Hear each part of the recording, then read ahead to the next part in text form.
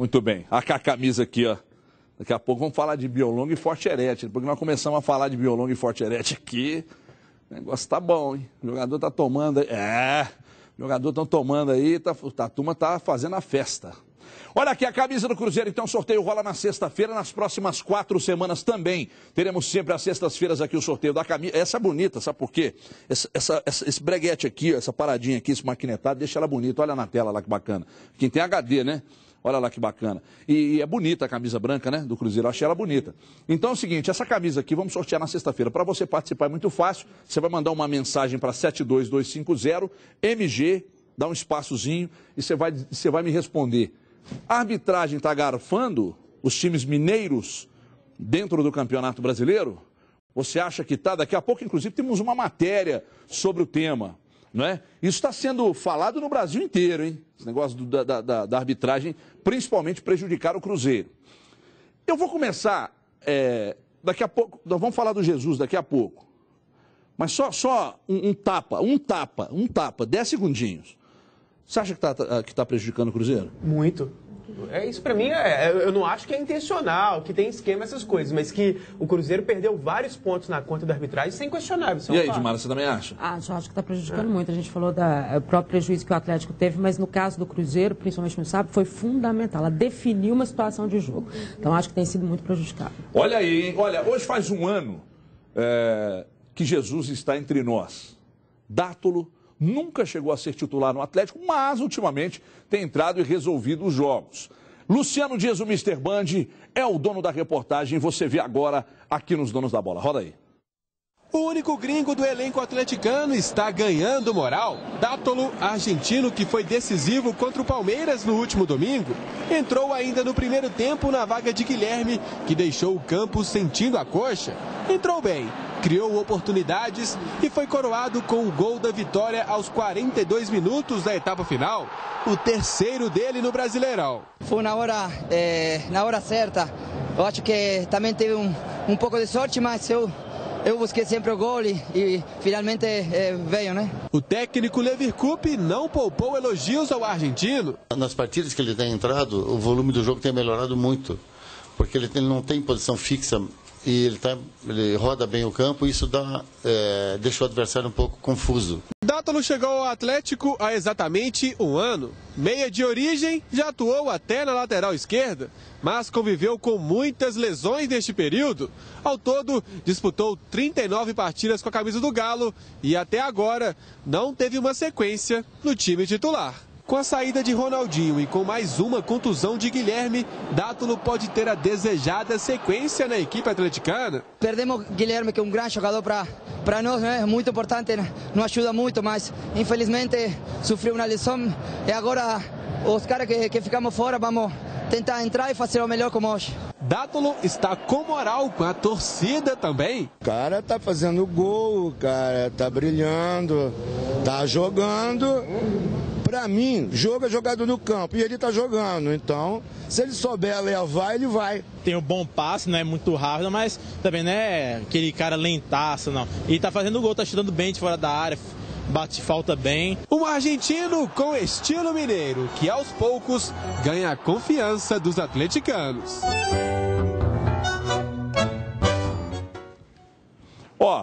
Jogador tem que ter personalidade.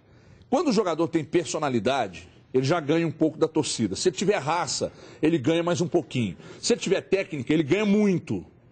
O Dátolo tem um pouco de tudo isso. Agora ele tem uma coisa que me chama muito a atenção, mas me chama mesmo. Ele não esconde do jogo, ele não foge da responsabilidade. Ele chama, quando o jogo está complicado, ele entra, dá a bola aqui, ele perde a bola, ele tenta resolver, ele dá uma enfiada de bola, ele dá um passe, ele bate de fora da área. Olha o lançamento que ele fez aí, ó. Meteu pro Jô e tal. Você vê que é um cara que tem condição para ser titular no time do Atlético, principalmente com a contusão do Guilherme. Talvez se o Guilherme estivesse 100% da forma física, a gente ainda teria uma discussão. Mas o Dátolo vem entrando muito bem. Então agora que o Guilherme tá machucado, na minha avaliação, o Dátolo tem que entrar nesse time. Gostaria de ouvi-lo. Carlos Rubens Dona é filho. Boa tarde. Boa tarde, Everton. Boa tarde a todos. Agora, nesse momento, com o problema do Guilherme, tem que ser titular e joga muito. É ótimo jogador. Tem passagem pela seleção argentina, algumas passagens, né?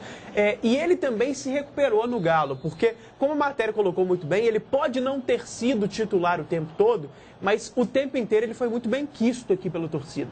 Ele não foi titular por circunstância do grupo, porque o Atlético tinha outros jogadores famosos, qualificados.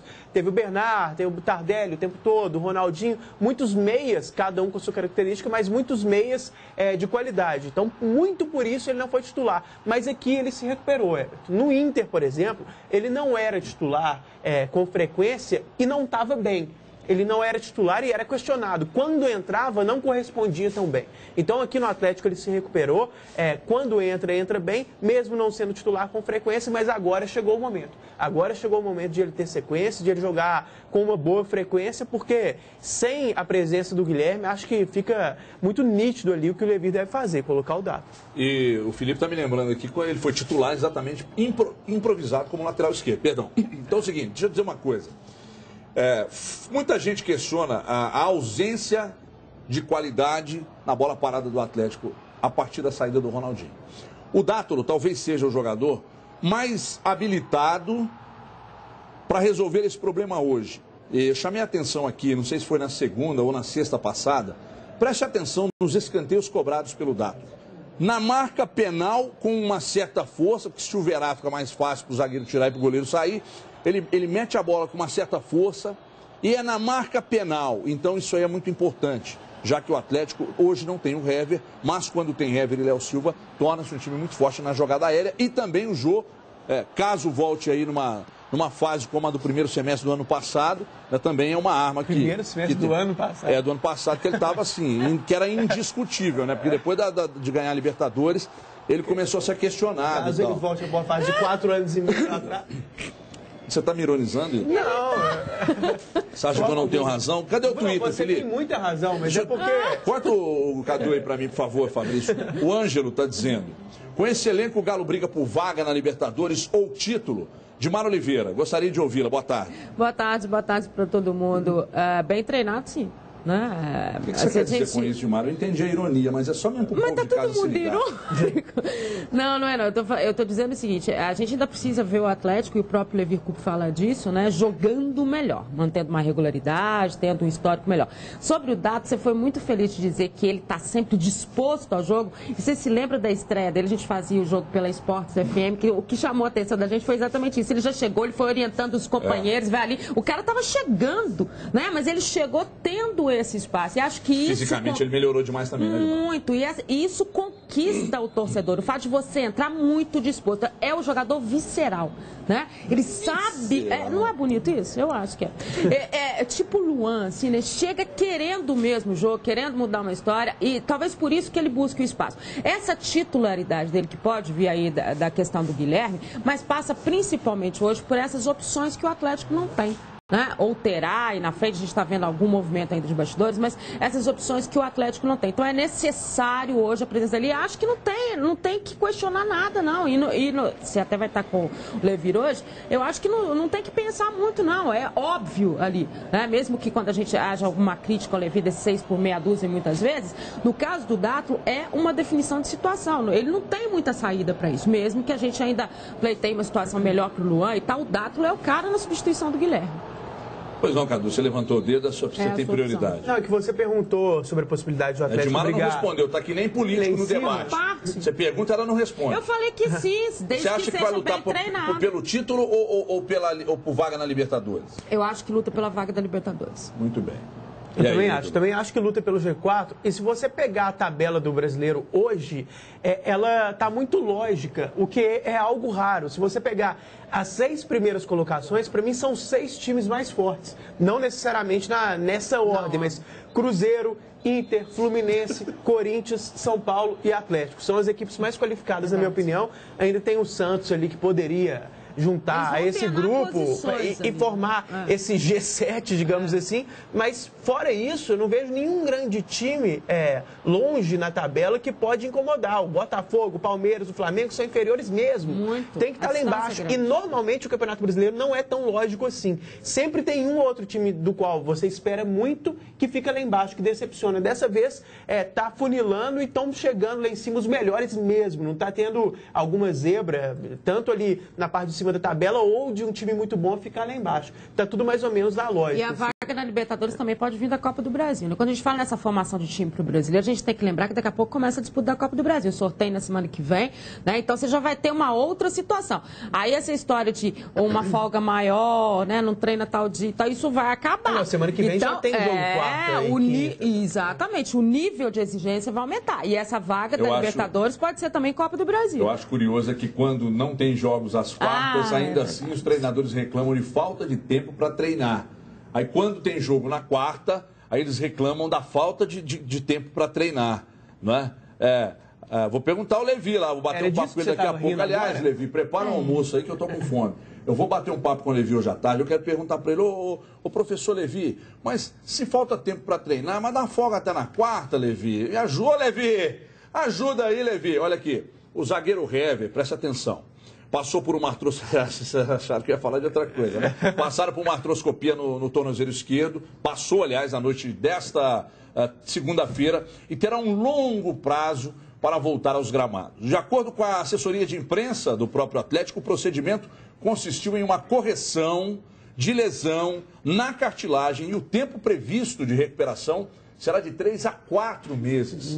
Hever sentiu dor no tornozelo esquerdo durante a partida contra a Chapecoense na quarta-feira passada em Santa Catarina. O zagueiro já tinha sido operado em fevereiro deste ano e retornou na decisão da Recopa Sul-Americana vencida pelo Galo. Se a inatividade chegar a 4 meses, o jogador corre o risco de não atuar mais esse ano, nessa temporada. Além da Copa do Brasil, o capitão atleticano perderia a reta final do Campeonato Brasileiro, que tem 38 rodadas. E também, claro, a última rodada marcada para 7 de dezembro. Ontem, quando falaram da artroscopia no mesmo tornozelo que ele sofreu a contusão, aí a gente vai lá e faz um comentáriozinho, de vez em quando fala umas bobagens, aliás, falo muita bobagem, de vez em quando põe uma coisa séria lá no Twitter. Aí eu postei que eu entendia que poderia ser fim de linha na temporada para o Hever. Aí os caras, você não é médico e tal. Não, querido, mas porque foi no mesmo tornozelo que ele sofreu a lesão anterior. E normalmente se corrige algo que não ficou bem resolvido, né? E aí eu imaginei que ele ficaria, de fato, fora da temporada. E parece que aconteceu realmente. Lesão de cartilagem, né? E repetitiva. Então, é por isso. Da outra vez foram 2 meses, mas ele voltou meio às pressas, na necessidade da questão do Mundial. Aí no início da temporada teve de novo. Enfim, a cirurgia foi ontem mesmo, né? Foi. Sim. Então. E aí o capitão vai ficar de fora aí 3 a 4 meses, vai estar de repouso absoluto, enfim. Tem que repousar. Hever, vem cá, mostra aqui, Felipe. A gente começou a falar aqui, há alguns dias, sobre o Biolong. Todo mundo precisa de muita disposição para encarar a correria do dia a dia, não é mesmo? Hoje eu tenho uma super dica para te dar. Hever, para de tomar um pouquinho, tá demais, hein? O Biolong é um composto à base de açaí, cogumelo e guaraná, enriquecido de vitaminas e minerais que te dão muito mais energia. Biolong tem tudo o que você precisa em um único produto. Compre o seu nas farmácias Ana Gales e drogarias Araújo. Televendas, anote aí.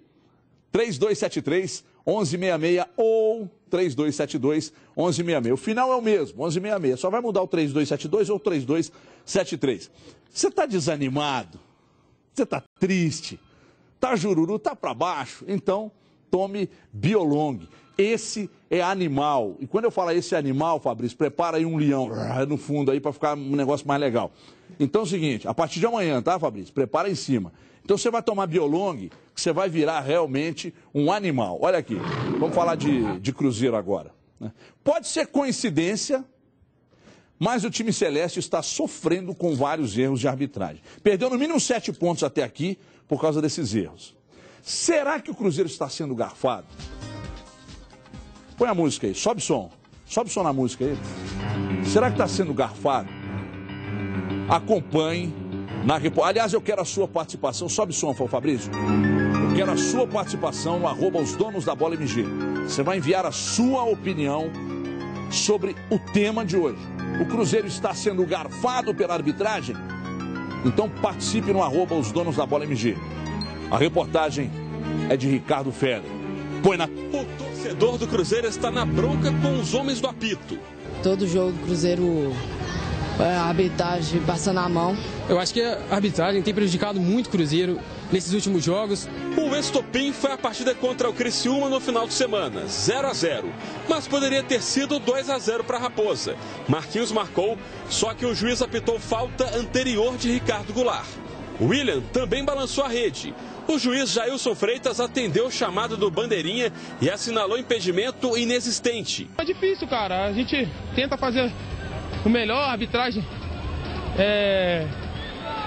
dando falta de um lado e por outro lado com a mesma jogada não deu, então é difícil a gente falar. Resultado dessa história toda: o Cruzeiro segue líder do Brasileirão agora com 30 pontos, só que depois de 2 empates contra Botafogo e Criciúma, a diferença para o segundo colocado, o Inter, diminuiu para 2 pontinhos. E se não fossem os erros de arbitragem? Em que situação estaria a Raposa no Brasileirão? Segunda rodada do Brasileirão, Cruzeiro e São Paulo em Uberlândia.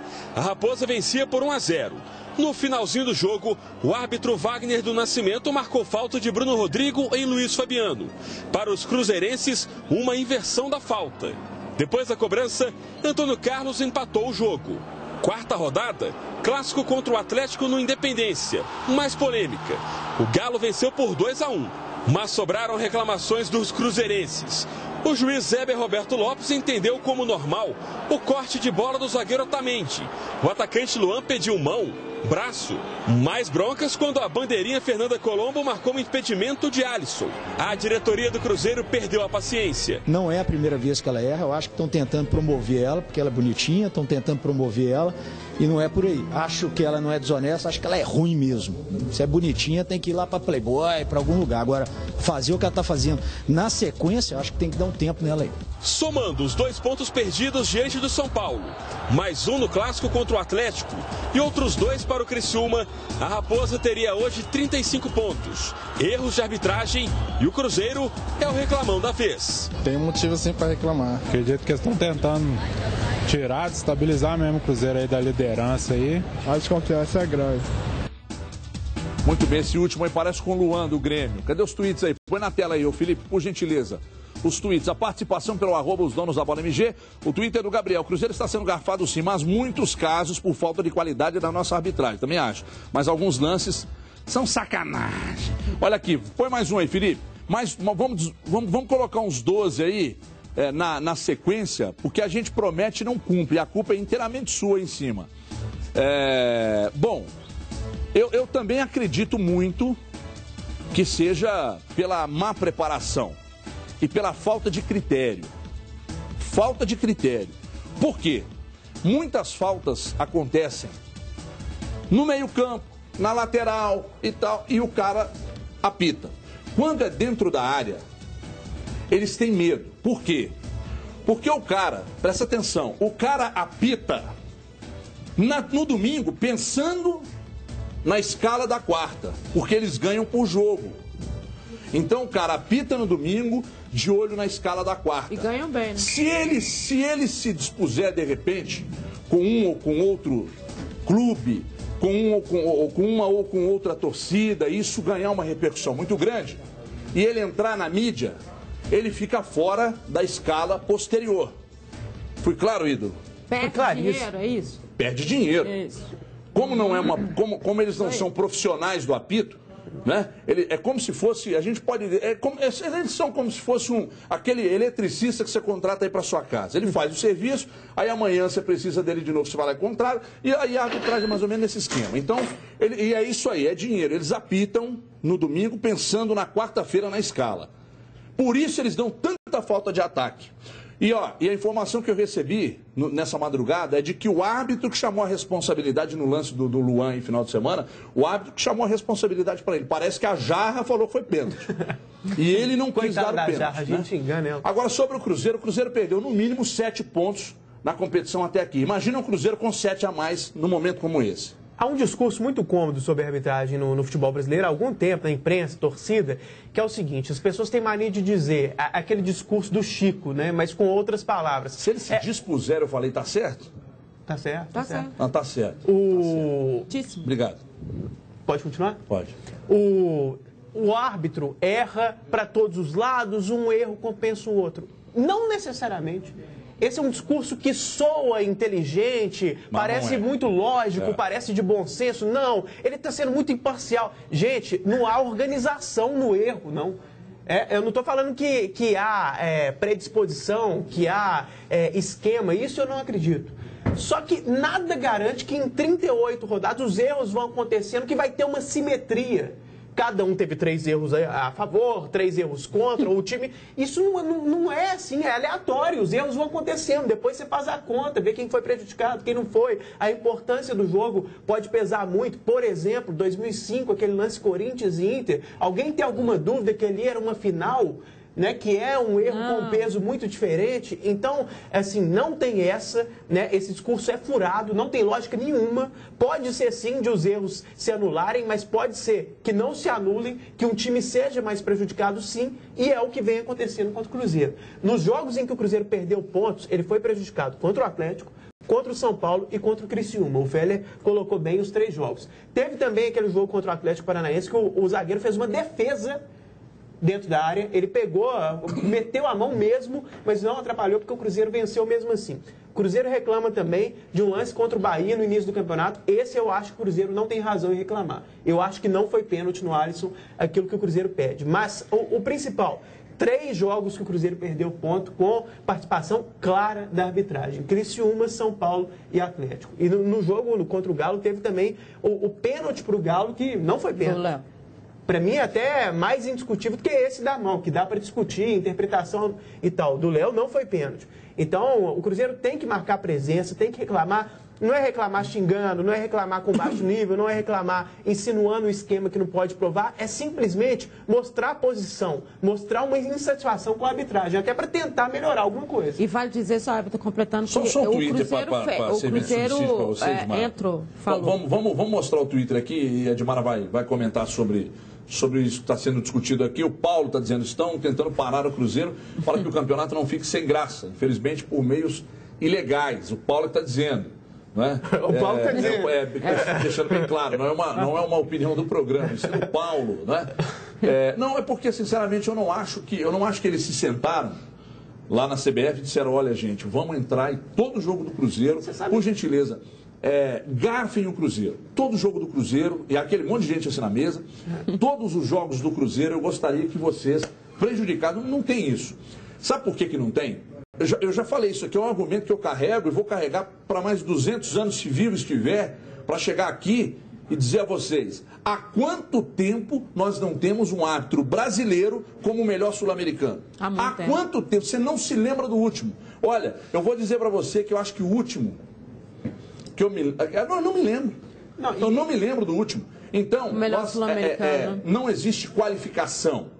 Não existe qualificação. Como o cara apita no domingo, pensando na escala de quarta, para ele ganhar domingo e quarta, não tem qualificação. E outra coisa, fala-se muito na tal da... como é que é quando o árbitro... Quando ele não dá o pênalti, a gente fala aqui muito. Interpretação. Fala-se muito de interpretação do árbitro. Ora, interpretação não, cara. Ou é ou não é. Se você deixar para interpretar e o cara é mal preparado, então o cara vai errar toda hora. Né? Então, sempre que acontece um pênalti, mas isso é interpretação do árbitro. Ou é ou não é. Não tem esse negócio. Eu estou entendendo. Eu entendo o argumento. Mas não acho que é um argumento que me convence. De que, interpretativo. Deixa a Edmara falar aqui, senão a Edmara não fala. Você quer falar sobre o que, Edmara? Só para ilustrar, né? O do Luan foi super interpretativo. Né? Totalmente interpretativo. Qual lance? Então, o lance do Luan, né? O pênalti. Sim. Então é esse tipo... Impedimento interpretativo também. E sabe o que acontece, Cadu Everton? Eles ficam presos nessa questão de interpretação. Tudo deles é interpretação. Eles se defendem eu achei que não foi, pronto. Eu sou, né? Eu tô dentro dessa concepção. Então, eu não acho que todo mundo... Eu acho que é uma ruindade generalizada. Ninguém está de complôzinho contra fulano, até porque as reclamações têm sido gerais. Só para ficar claro para a torcida do Cruzeiro, em todas as situações em que o Cruzeiro esteve prejudicado, o Cruzeiro se manifestou na CBF. A questão é a seguinte, sempre se manifesta, só que não tem situação que resolve. A gente não vê efetivamente nada. A CBF chega e fala assim, olha, não é a questão, ele foi para a geladeira, ou a bandeirinha que sumiu, sei lá o que aconteceu. Não é isso. A questão é a seguinte, o que está sendo feito para melhorar isso? Né? A gente sabe que passou aí por uma reformulação histórica, mas que tipo de situação está sendo feita novamente para que esses árbitros mudem essas questões? Essa questão da interpretação, a técnica de cada um, as limitações, o que está sendo orientado? Quem orienta esses árbitros? Quem são os árbitros que orientam os árbitros? A gente sabe quem é o presidente da comissão da arbitragem, mas quem orienta os árbitros? Quem chama e fala assim, olha, isso aqui está errado por isso, isso, aquilo está errado por isso. Sabe, essas situações que ninguém fica sabendo e fica tudo por isso mesmo. Diga, Cadu.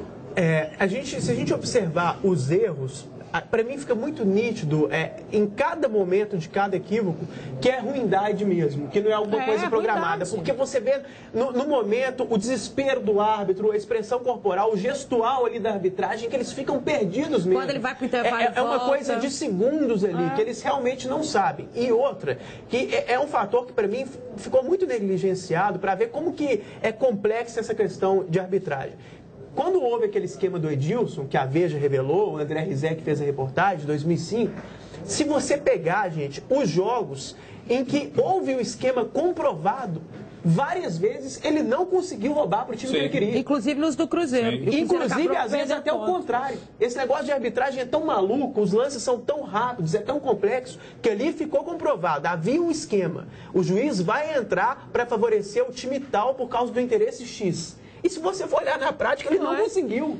Porque não teve ali um jogador caindo na área, não teve um pênalti ali, pelo menos algo que ele pudesse forçar a barra para fazer pênalti. Então, é muito complexa essa questão da arbitragem. Para mim, o grande problema é a ruindade, só que está muito nítido, principalmente na parte de cima da tabela, que o Cruzeiro está sendo mais prejudicado. E digo mais, está tão nítido que está unânime.